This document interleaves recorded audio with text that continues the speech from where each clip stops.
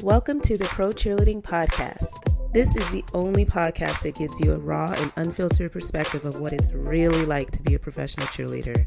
Whether you're currently on a pro team, an alumni, or really curious about what it takes to become a pro cheerleader, the Pro Cheerleading Podcast gives you all the inside scoop and hot topics in the pro cheerleading industry and in-depth interviews of current and former cheerleaders. I'm your host, Mhkeeba. Join me every Wednesday as I reveal the truth behind the Poms.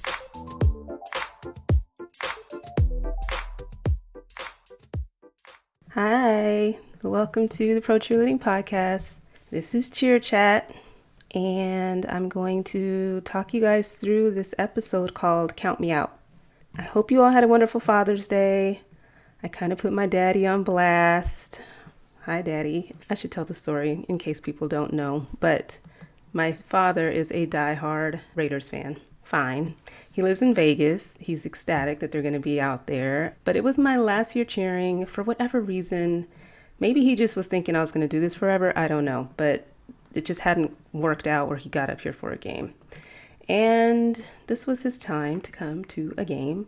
And it was Sunday Night Football. I forget who we were playing. It was like around my birthday in November. Needless to say, this was a big damn deal. And he just did not have the heart to tell me that he really, really, really wanted to go to Monday Night Football. I forget who they were playing. Doesn't matter. But long story short, he ended up going to that game. That's why I don't have a picture of him in uniform on my Father's Day post. So I tease him about it to this day. I will forever tease him because I'm a brat and that's just what brats do. But I hope you guys had a wonderful Father's Day with your fathers in your life. I enjoyed seeing all the pictures from the teams. Oh my gosh, did you guys see the Colts cheerleaders did something really cute? It was like a makeup challenge with their dad, where they had to do game day makeup, and it was kind of hilarious. It actually was kind of cute. Watching them struggle, I thought that was an adorable idea. So I think it's up on their Instagram. Check it out. It was really, really cute. What else did we celebrate recently? Juneteenth, you guys. I hope you use Juneteenth as a day to celebrate just where we are in terms of just some progress. I've never thought in a million years I would have Juneteenth off from work, but it was an opportunity to learn, to connect with people, take advantage of different marches and celebrations.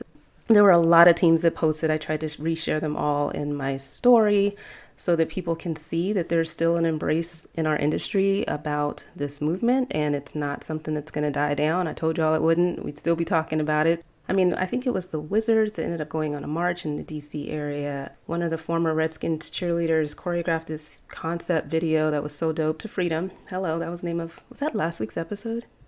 Or whenever it was. One of these episodes, right? And it was just really powerful, and it was exciting to see people learning about it, and they'd never heard about it, and people sharing information. I mean, I think that's just kind of where we're at and what it's all about. So keep it up and just sharing out what you learn. I just think it's just a way, again, to just keep the conversation going and celebrate, because the more you learn and the more you share, I just think the more you have the possibility of touching somebody. So I did a very bad thing, you guys. How do I hold the very first Pro Cheerleading Podcast contest? I mean, there was a lot going on, trust, but still. And I never shouted out the winner. Her name is Kelly. And if you guys recall, there was a contest that I was lucky enough to get like registration through PRO. They reached out and was able to provide one lucky follower a virtual registration code so that she was able to attend PRO over the weekend. And I'm excited to hear from anybody else who ended up going. For those of you who don't know, PRO is traditionally a fun weekend in Atlanta where all the teams in NBA, NFL, different pro teams from hockey, like you name it, all convene for 2 days, dance their asses off. Dance for like all day long, and just lots of dance classes of various styles. And so they have like jazz, funk, hip hop, kick, pom, like everything that you would do as a pro cheerleader. And they did virtual this year, and they danced from like 11 a.m. to 3 p.m. They had 5 classes each day by choreographers and team directors in the NFL, and I think in the industry, like some hip hop choreographers. Really big. I'm glad they pulled it off. It looked like it went off without a hitch from all the videos. People got together in studios and danced and took all those classes. It was 8 a.m. my time. I knew that my body was not, that, and I'm just not dancing like that anymore. But it looks like it was a lot of fun. Definitely, if people went, how did you survive? Are you still sore? I just remember when I went, it was just, I was fighting an injury too, but it was definitely action packed and hell on the body, but so much fun. And hopefully it was still good energy, even though you weren't in person. And that brings me to some sad news because I was totally planning on going to Vegas next month to go to the Pro Action Dance convention. So let's have a moment of silence for the Rona causing the cancellation of that event, yet another event in our space. And it's just, unfortunate. They've been doing a lot of live classes, with some choreographers like Quentin, Michelle Vaughn, and Johnny, all the other instructors that have traditionally taught at the convention. So maybe they will do like a virtual format of some sort, but they do have their classes. They encourage donations. You have some wonderful choreographers taking time and teaching you cool routines. And I think they have like a paid version where you can download some routines or whatever. I did my research, really. Believe me, I did. But anyway, but they had to cancel all 2020 Pro Action Dance and Pro Action Prep events. The Rona is just pissing me off. And Count Me Out is the name of this episode because the Rona is forcing a lot of decisions, and we'll get to it. But I'm just wondering how you guys are feeling about just the opportunity to dance this year, or will you have to count me out? Like, I literally think about you guys all the time of like, if I were still dancing on a team, how would I feel? Like, would I be excited? Would I be like freaked out? Would I want to like count me out this time? If you guys don't know New Edition, count me out, then you'll learn tomorrow when I post the clip, and hope that Instagram doesn't kick me off. But that's kind of the theme. Okay, so cheer chats first, and I gotta quit recording the whole damn episode on live. You guys will stop downloading the episodes on the podcast, and then I won't have any downloads. I'm kidding. But this will be cheer chat. I'll give you a preview of what I'll be continuing to talk about for the episode, and you'll just have to listen to hear what I had to say. Okay, but I'm a little late because, again, life goes on and things are crazy, but I completely missed this huge announcement yesterday. I'm sure you all have seen it, but for those who have not, two of our very own, if you guys have not looked at Nike.com recently, or if you don't follow Quentin and Napoleon from the Los Angeles Rams, they were honored by Nike for Pride Month for this campaign called Be True. And the campaign is meant to celebrate the power of team and just that you're stronger together for fighting for different issues. And they featured LGBTQIA+. I'm going to get that off the top of my tongue. But anyway, they picked certain athletes. There were only 6 of them, I believe. Yeah, and Quentin and Napoleon were 2 of them. And they just wanted to highlight that they were, uplifting their community and using their voices for change.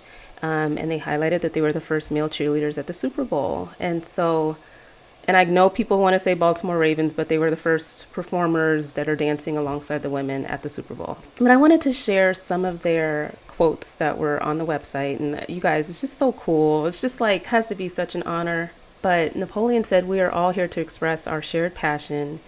If you don't have your teammates' backs, then you're not all in." And I thought that was pretty powerful. You have to kind of support one another and all the way, like having your teammates back. And that's how you actually can make a bigger change and impact together. In Quentin's quote, he was, quoted for encouraging youth to be allies for one another and to follow their dreams.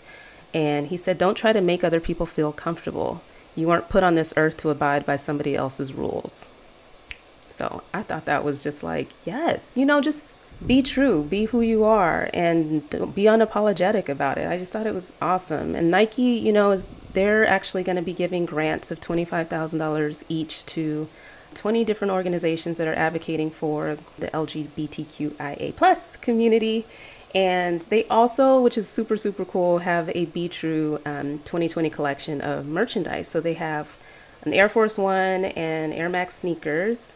So cute. I do like the Air Force Ones best. They have the rainbow, and they're just, clean and just look really, really good. And they have, some t-shirts, socks, sunglasses, and then like a digital gift card if you want to give somebody in your life. And supporting, I don't know that the proceeds really go towards anything if you get the gift card, but either way, it's Pride Month, you guys, so celebrate, you know what I'm saying? Congratulations to the both of them. I think they've gotten so much wonderful press and just been able to inspire so many men to audition for the NFL, probably NBA as well, in terms of different teams where male cheerleaders are getting the opportunity to dance, and it's beautiful. So I'm a little late, but whatever. We're going to pump it up for them. So congratulate them. Go check it out. I'll have the link to the website in the show notes. The next topic is the NFL auditions update. So I thought it was cool that the Miami Dolphins cheerleaders, they have 40 rookie candidates and 18 vets that are coming back that are in their finals. And one thing that they're doing is having like a Instagram live session where they interview the candidates, their finalists, one by one.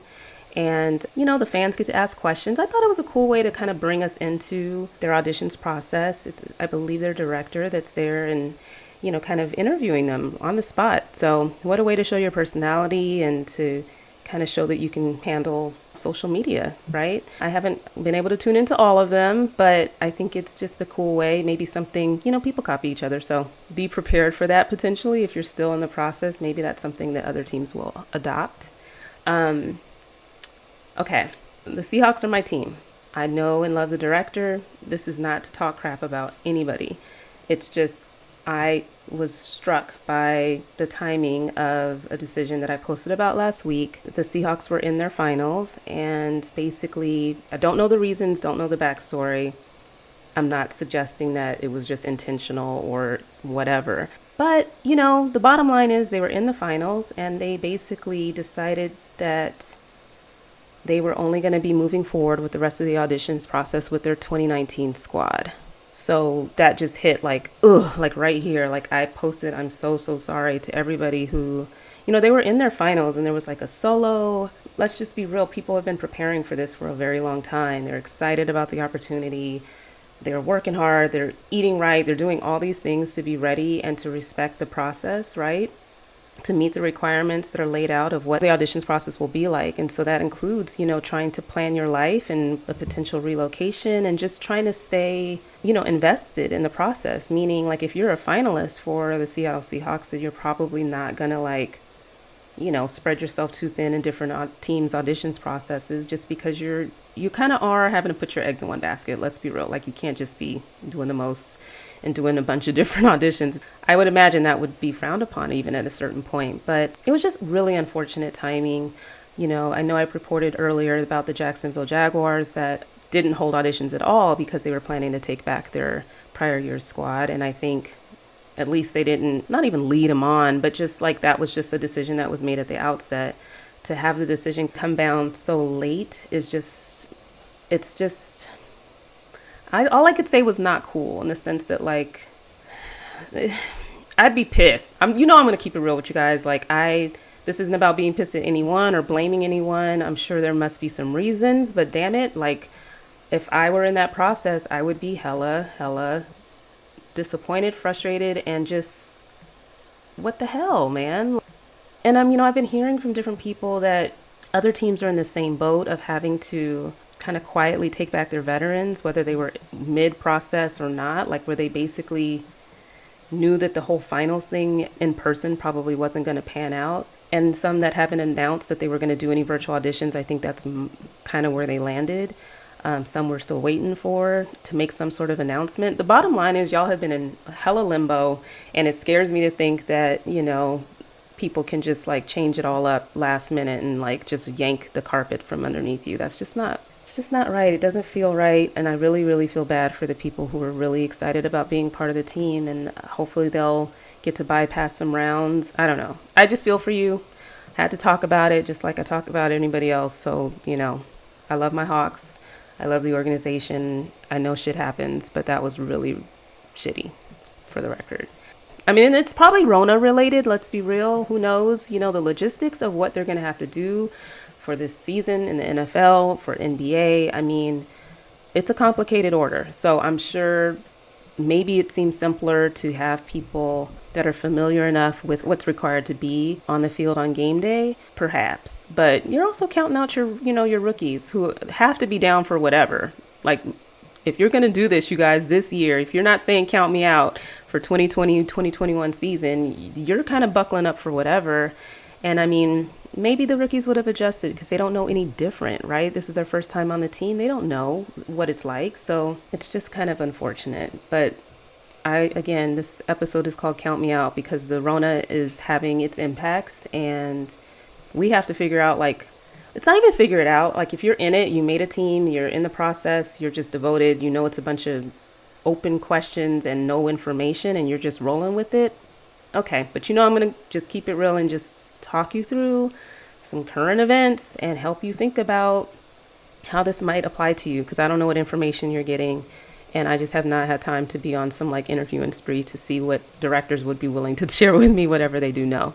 The likelihood they probably wouldn't have enough information to share. I just want to give you guys kind of like a preview of what I will be discussing for this episode. Basically, if you haven't heard, there are players from several teams, at least in the NFL, who have tested positive for the Rona. I'm calling it the Rona. It's just not COVID and Corona. It's just not happening. But this was like 1 week in June. So they had one Bronco player, one 49ers player, two Bucks players, 6 Cowboys and Texans. And the article wasn't clear if it was 6 Cowboys and 6 Texans. But the bottom line is groups of guys who have probably been getting together for the off season to try to, not even off season, like we're here. We're like in where they're supposed to be, like in the season. And they have like these private workouts where like Russell Wilson will go down to California and get a bunch of the offensive line and different players together to practice together. It's informal and it's before the official training camp. But basically, the NFL Players Association had to kind of like kibosh all of that action. Like, y'all need to stop all these private workouts because, there are different spikes that are going on in different states with infections. Basically, certain parts of the country like Arizona and Florida, even Washington, I think, is even spiking. Like, basically, it ain't safe. It ain't safe. It ain't safe. It's just not right now. And the NFL still keeps insisting that they're going to be having the season on time. And I don't know. I'll just tell you what they're talking about doing. And again, maybe because the cheerleaders will be in like virtual practice land where they won't be physically in person, or maybe they won't be able to practice at the facility anymore because that's more people they got to worry about spreading germs and whatnot. But anyway, the NFL and the NFL's Players Association, they are, trying to work out a protocol of what players are allowed to do and like how they're going to conduct workouts and how they'll be tested. And, it just sounds like a lot to manage. And again, if we're considered essential employees that are part of that game day preparation, just think about what this might mean for you in your life of constant testing, how you're going to have to practice, like tracing your steps and stuff of like where you been and like who knows. The NFL's not with the bubble nonsense like the NBA. They've made it clear that that's not going to work. And so, people are just going to be, that's a huge roster of guys and that's a lot of people on the field. And these teams are at least of like 30 or so individuals. So lots of opportunity to be concerned about your health, frankly. This is so bad, but my daughter ended up saying something like, is the Rona just kind of going to be like STDs where you just like hope you don't catch it and try to be safe, but it's basically a risk that's not going anywhere? And I was like, you know what? That's, I mean, it's not clear that we're going to be getting away from this anytime soon. And so it's just like a known risk that people are going to have to work around to some extent. But I just wanted to give you a little highlight of other things that I'll be discussing because it's hella detail oriented and I don't want to spend the whole time during cheer chat, but just know that this is actually also impacting obviously the college athletes. And I'm just going to give you some stats of who's infected there. So they had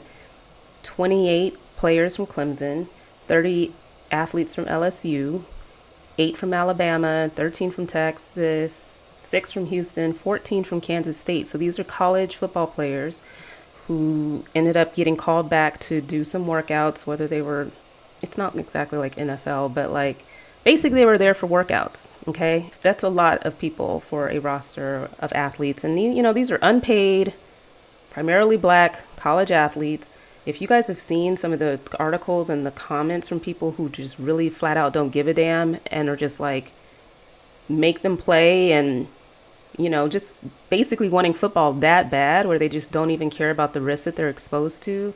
And, I'll talk about it in the episode, but, some of these football players are standing up, like UCLA. There were like 30 of them that signed this letter kind of like outlining like bare minimum, like you're not going to have us out there like that. Like they're the ones risking it all. And so that the $1 billion NCAA industry and all these coaches that make so much can continue to make their money. It's not right. Like if it's not safe for people to go back to college, my niece's planning to go to college in the fall, and they're talking about virtual learning because that's probably the only thing that's going to be safe. So how is it safe for them to play freaking football?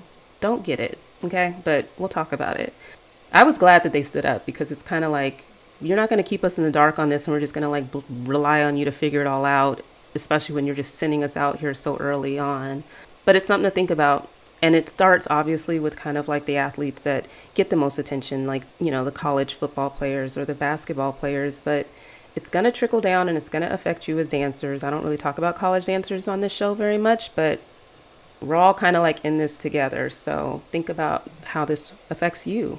And then just like an update, kind of like on the NBA as well. I don't know if you guys are following that, but, there are players that are not really feeling the whole bubble in Orlando.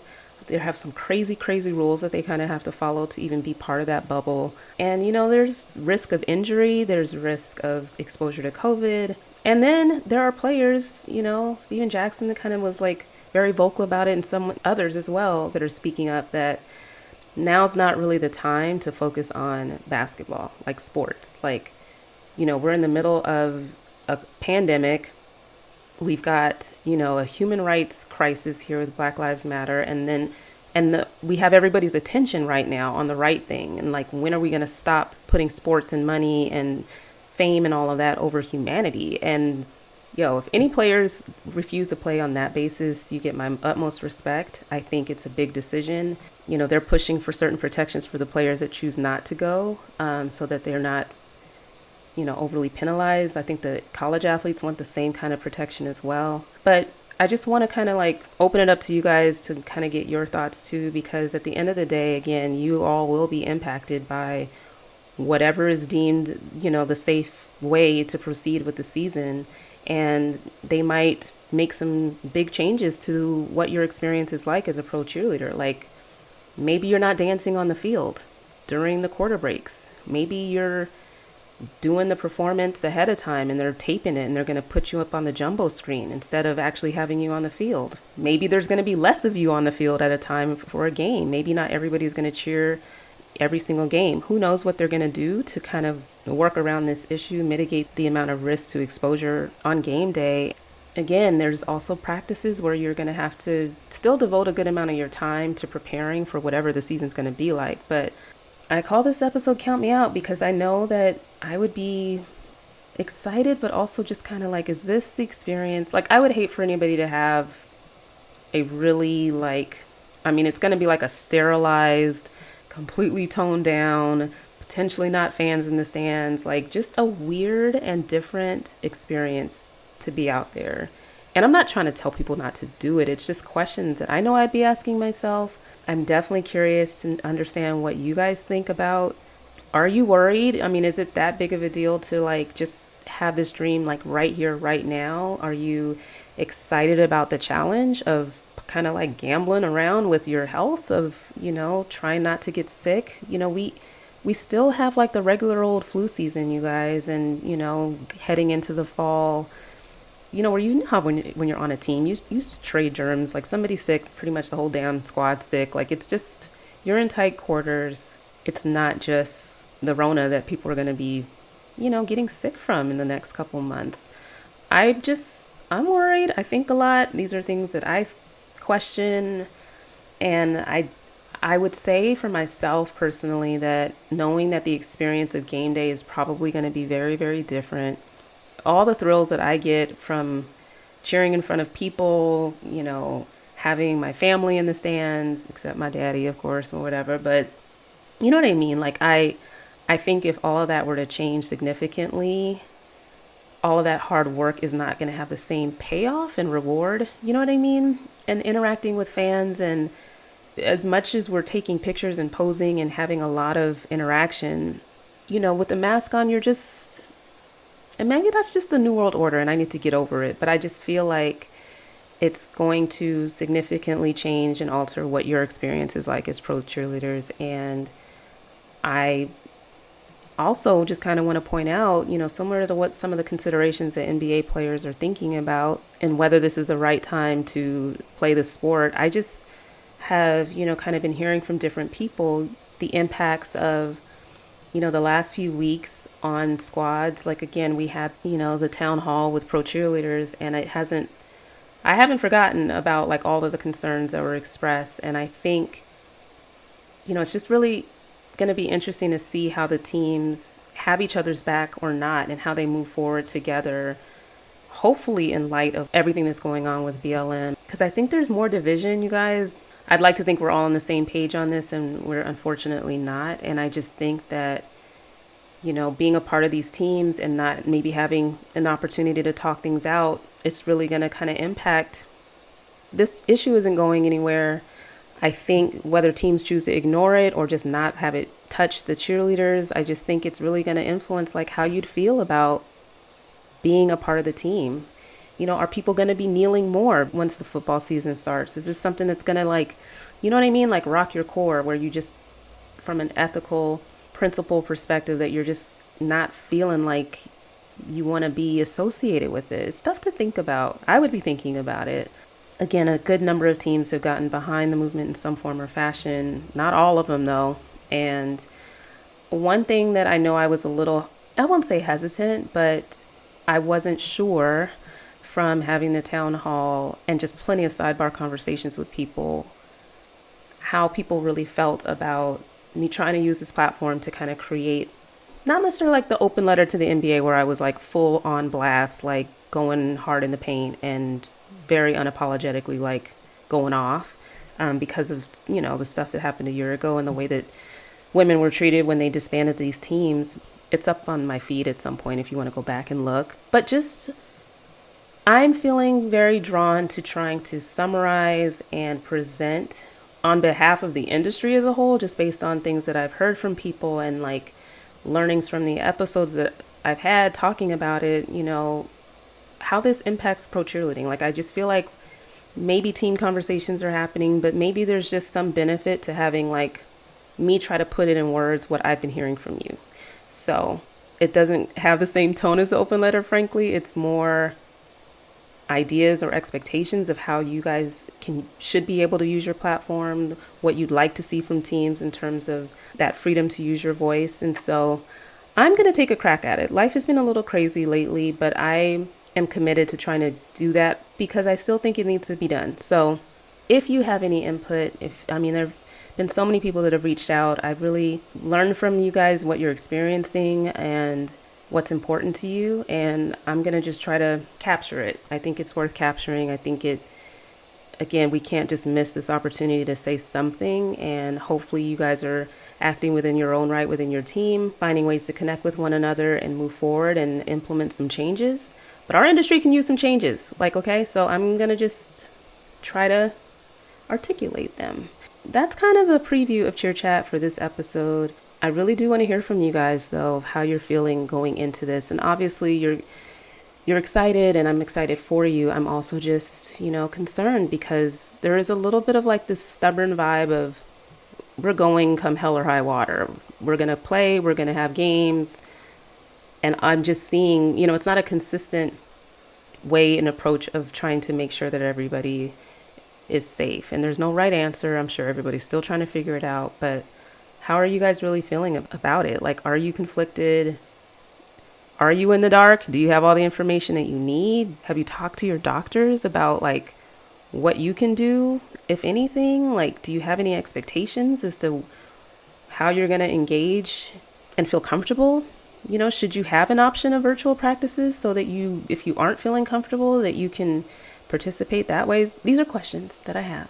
And I will share some more information with you guys and talk about it further. But I really care about what you guys experience. And I hope that I'm sure they're working towards making sure you guys are safe. It's just a lot of uncertainty. And as more information comes out, and of course, it's all about what the players are going to deal with. I'm just thinking about y'all. That's all. So I look forward to sharing probably over the weekend, like what I come up with. And again, if you want to add your 2 cents, if you're going through something with your team right now, if there's ideas that you have of changes you want to see, hit me up, let me know. I will incorporate it into the statement, for lack of a better word. So stay safe, and I will talk to you next week.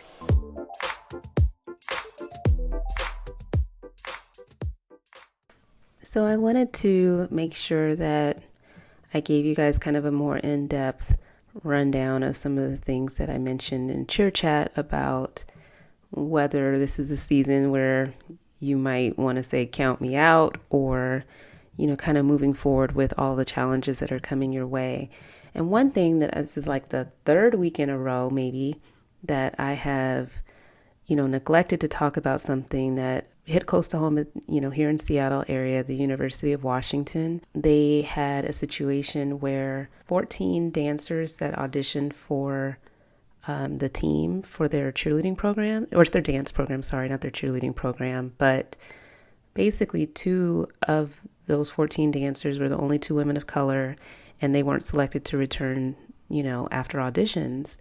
And I'm not really sure what kind of escalated and how it all came down, but the University of Washington Athletic Department issued a statement that the 2 dancers that were cut would be invited back, and that they were going to have a leadership change in the UW dance program. They basically let the dance team coach, Jordan French, they let her go. They removed her from her position. And they wanted to, as an athletic department, develop methods of ensuring that the future team selection processes would include a lot more factors, taking into account a dancer's years of service on the team, diversity, and a commitment to the program, instead of maybe more arbitrary selection criteria that would lead to certain biases that resulted in the no women of color at all on the dance team. But it was really something that was kind of impactful that, they're starting to question what the audition selection process is really about. And it's something that I had been meaning to mention and I kept forgetting, but it's something along the lines of what I was trying to point out about the statement that I'm hoping to develop, where we can talk about other things that we would like to see maybe factored into the judging criteria in our own sport. Like, what should they really be striving for in terms of diversity? What should they be doing once the team is formed to make sure that there's inclusion for all men and women, people of color, different backgrounds? And just, it's something that I was hoping to incorporate into that statement as well, is just kind of like, let's question everything of like the way things are done, and really make sure that programs can be run in a way that ensures that everybody feels welcome, and that people aren't getting cut in a manner that really signals, that there's some problems in terms of what maybe the leaders of these teams are looking for as a representation of the entire, university or organization. And I think that goes for the pros as much as it does college. And it's not to say that the statement's going to solve all world problems. It's just there are people speaking up, and I think a change in leadership is probably something that it might be necessary in order to bring about some of these changes. But I really was kind of proud of the UW athletic department for stepping up to say that we've got to change course here, and maybe that's just something that we can take into account as we look at our own industry. Again, a lot of the themes that I've been hearing from people is just that from the numbers of racial diversity on teams and the ways that people have been treated, and oftentimes it is, leadership driven, that there needs to be some change. And I think some people who are suffering in silence and really aren't getting the support that they need. And so hopefully just drawing light to the issues that are within our space that actually need to be changed. I just wanted to kind of share that tidbit, and I kept forgetting. So I'll provide a link to the article so that you guys can kind of take a look at it if you're interested. But the things that I kind of wanted to expand on was just, again, not to beat a dead horse, but I just want you guys to really think about the power of your voice and raising concerns and thinking critically about the information that you're given so that you can make an informed decision and that you can do what's best for you.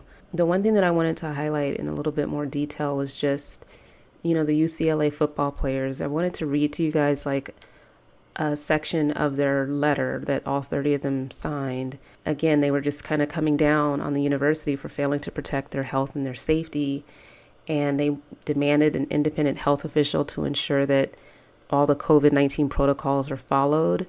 They wanted to have whistleblower protection to report violations where people might be forced to do things that don't follow the protocol just for the sake of winning a game or preparing for, competition.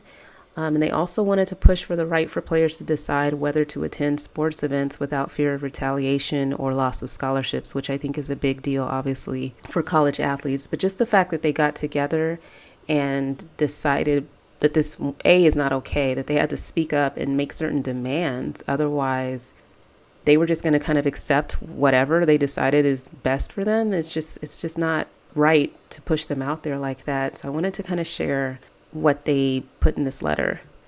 They said, as student athletes at UCLA, our lives consist of a challenging balance between sports and our academic endeavors. Although the university and athletic department provides support at various junctures within our careers, the responsibility to uphold and assert our rights as athletes and human beings falls within our own hands. Time and time again, we see individuals within athletic programs who ought to defend and protect us leave us in the dark to fend for ourselves. Starting with neglected and mismanaged injury cases to now mismanaged COVID-19 pandemic, our voices have been continuously muffled, and we will no longer stand for such blatant injustices. As members of the college football community and as student athletes as a whole, we hope to ensure that the safety and well-being of student athletes is the main priority of the athlete's respective school and the NCAA. These demands reflect our call for an environment in which we do not feel pressured to return to competition, and if we choose not to return, that our decision will be respected. If our demands are not met, we will refrain from booster events, recruiting events, and all football-related promotional activities. The decision to return to training amidst a global pandemic has put us, the student athletes, on the front lines of a battle that we as a nation have not yet been able to win. We feel that as some of the first members of the community to attempt a return to normalcy, we must have assurances that allow us to make informed decisions and be protected regardless of our decision. So that was their statement, just two really, really good paragraphs from their letter that I wanted to share with you guys, because I think that, because we are, again, these opportunities to dance professionally are so few and far in between. And I think we're all grasping onto the idea of you being able to dance as an amazing thing and a wonderful thing that we're all striving toward. But I think it's really easy based on that mindset to not really think about what you're, potentially exposing yourself to in terms of risk. And it's not that the cheerleaders are the same as the players in every way in terms of like the practicing and the full contact sport and all of that. But at the same time, you are going to be put at risk. And I think some of the things that really resonated with what was in their statement was just that, they're kind of left in the dark. They're not really given a lot of information so that they can make informed decisions. And I know that happens in our space too, where it's like, there's just not a very clear-cut communication back and forth all the time between management of these pro cheer programs and the team. You kind of take what information you're given and you don't question it. You just kind of are grateful for whatever consideration they've given you at any given point. And, with the Rona and the pandemic, it's just not something to play around with. I mean, I think, again, you can put faith and trust in the directors to kind of do the right thing and that they've, made sure that you guys were included in every safety discussion. I'm not suggesting that certain steps have not been taken and they're not planning for it. It's just, I think you guys should really just feel empowered to ask yourselves those critical questions, because your health does fall into your own hands. The NFL is not going to take care of you. Your particular team's not going to take care of you. You have to take care of yourself and do what's in your best interests. And I hate the tone of this episode, but I just feel like it's necessary to say it. I'm not trying to convince anybody not to do it. It's an amazing opportunity. I just think you have to go in and make an informed decision about how your health is impacted, and nobody's forcing you to do it. It's probably going to have that tone of like, nobody's got a gun to your head. You auditioned, you knew that there was a pandemic, you're kind of going in eyes wide open, but just make sure you're really thinking about it, because it doesn't make sense that as pro cheerleaders, you would kind of like bypass these concerns because you're just so focused on just having the opportunity to dance. Like, it's just kind of a little bit flipped from whether they're pro athletes or student athletes, they're really pushing for their protection throughout all of this. And I can't really hear us taking the same tone of like, what are you doing to protect us? Like, what are you doing to make sure that we're safe and we're not going to get, the Rona? Like, you're probably just waiting to hear what they're going to be doing for you, or maybe they are communicating to some extent what protections that they will have in place for you. But I just would say pay attention to how these athletes are speaking up about it, because if they don't feel like it's enough and they're the most, prized possession out there, playing the sport, being on the field, having all that contact with each other, with coaches, etc. And if they don't feel safe, then you really have to question and ask, like, how do you feel safe? And again, it's a personal decision. It's your health, but everybody's going to be living life outside of practices, outside of games. And I think you have to really just think about that quality of life for you, where you're relying on your 29, 30 plus teammates to basically be as careful as they can throughout the season, not maybe out partying and not wearing masks. And, like, it's going to require a lot of coordination. And, from what I've been seeing for like the NFL, what they're talking about in terms of protocol, they're doing things like rearranging the locker room and having certain modified face masks that the guys can wear while they're playing. And they're talking about, this concept of rapid testing, where they're going to basically right before game day, like just prior to game day, where they're going to actually give everybody a test. And when you think about how we prepare for games, you set routines, again, assuming that you're out there performing.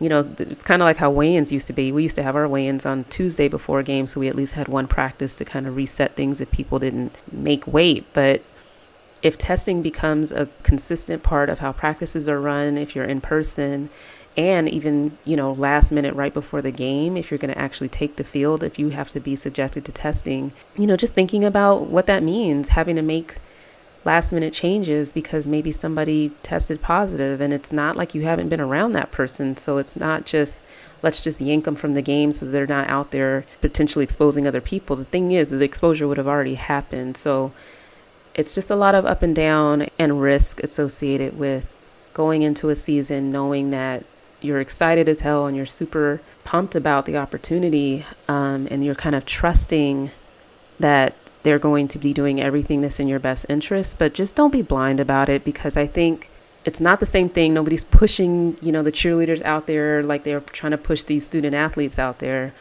But again, the concerns that they have are valid, and I don't see how they don't apply to you as pro cheerleaders either. So it's just stuff that you might want to think about. What would make you feel comfortable? Think about how you're conducting your life day to day now, and having to, also take into account what 30 other individuals are choosing to do to stay safe throughout the season, and what the expectation is, because you're not going to be in a bubble like the NBA players. There's going to be a lot of freedom as states open up. I think people are going to have relaxed ideas of how they need to continue to, protect themselves. And it's just, if a second wave comes, it's just a lot more risk for exposure. But I was actually encouraged by reading what the UCLA players stood up to say, because you guys are entitled to certain information to make informed decisions. And I'm sure as soon as the information is available, they'll probably share it. But you still want to think about it critically and make sure that you're doing the right thing for yourself and your health. I think it's really kind of frightening. And again, I hate the tone, but we'll just get it out of our system. Think about it, talk to your family, talk to your doctor, and decide what makes the most sense for you.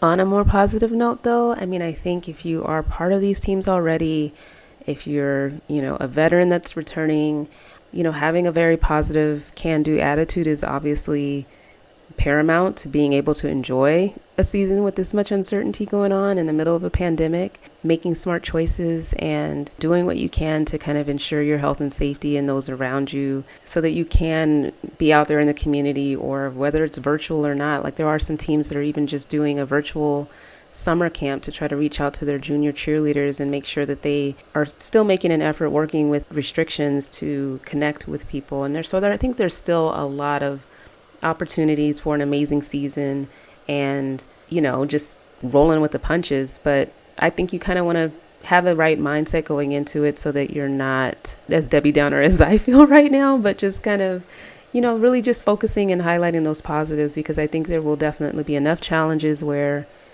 you just want to know why you're in it, especially this year. If you have made the decision, just stay up on the news and the current events, and think about how it might apply to you and how it might show up in your life as you have this season ahead of you. And if you know at the end of the day what's your reason, like why you're doing this, who you're hoping to touch, impact, like what you're hoping to get out of it, if you have all those questions answered, that'll center you. Like when it gets hard, when it gets tough, when you're really questioning or feeling fearful of your health or safety, you got to come back to something, right, that actually is what's fueling you and pushing you forward. And when I think of all the rookies that are out there that have made these teams, you're hungry for the experience. It's a huge accomplishment. You've survived a whole virtual auditions process that is not easy, completely unprecedented. And I think it's wildly exciting, and I'm hoping that you have an amazing year.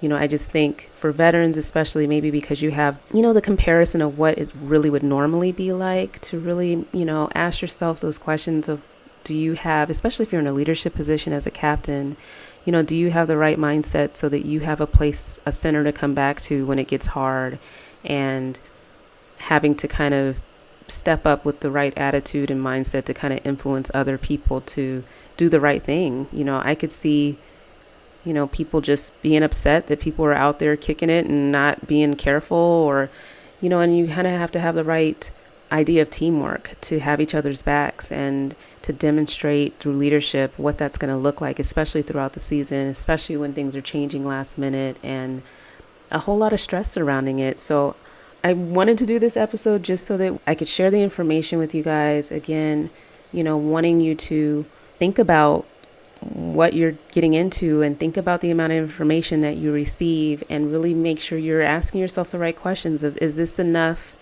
to really feel comfortable going forward with the season? And think about, the players that are standing up for that right as well. They're choosing to bypass the season because of that concern for their health and well-being. And so while we do want this opportunity, and yes, it's amazing you went through all this hard work, but I think as you pay close attention to developments in your state and the information that you're getting from the team, I don't think anybody could be mad if you decide that this is maybe not the right year to participate.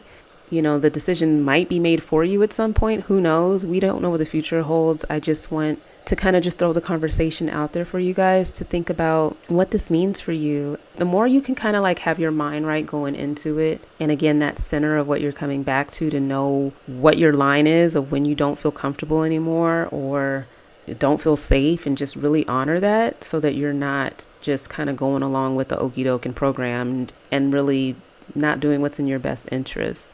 I'm sure these directors are going to be thinking of everybody's well-being and working within all the information and resources that they will have to protect you. It's just a matter of if that's good enough for you at the end of the day to feel safe moving forward. And I think it's such a moving target, and again, a very stubborn sense of like, we're doing this. And I just worry that that line might slip in a direction that you might not feel comfortable with. So again, just feeling encouraged to use your voice and to ask the right questions. Don't feel like you can't ask them. I mean, it's early. You just made the team. Maybe you don't want to rock the boat right away. But as the expectations for you as a pro cheerleader start to come up, the appearances, what they want you to do, make sure that you feel like you have enough information as to how you're going to be protected so that you know what the protocol is and how to conduct yourself. It's all new to everybody, but you just got to go in with your eyes open and asking some tough questions. I'm just saying, count me out. Again, it's what I would probably do, and I'm not suggesting that's what anybody else should decide to do. I think if you can get to that point where you've thought about everything, you're staying up to speed on stuff, you're doing all that you can to be diligent, you're communicating openly with your teammates, because everybody's going to kind of have to be on the same page of like, we're all going to try our best to not infect one another. And that includes who else you're involved with in your life. If you live with your boyfriend, if you live at home, like, it's a lot of factors that are out of your control, but everybody kind of has to be on the same page about being willing to work together through the difficulty and through the hard times that might come from people getting sick and having to make adjustments. That unity and that team bond of looking out for each other and having each other's back is going to be pretty damn critical this season. So with that, I'm going to wrap this episode. It feels like just like the end of the world episode. But I just want to get it out there because I'm seeing too many news stories that are just, troublesome and worrisome that I think we have to start thinking about in our space. So I love you guys. Stay safe and take care of yourselves. I'll chat with you next week. Thanks so much for listening to the Pro Cheerleading Podcast. You can follow your favorite podcast on social media at Pro Cheerleading Podcast on Instagram, at Pro Cheer Podcast on Twitter. We're on Facebook, on YouTube, and you can support your favorite podcast on Patreon. Until next time, keep your eyes on the sidelines.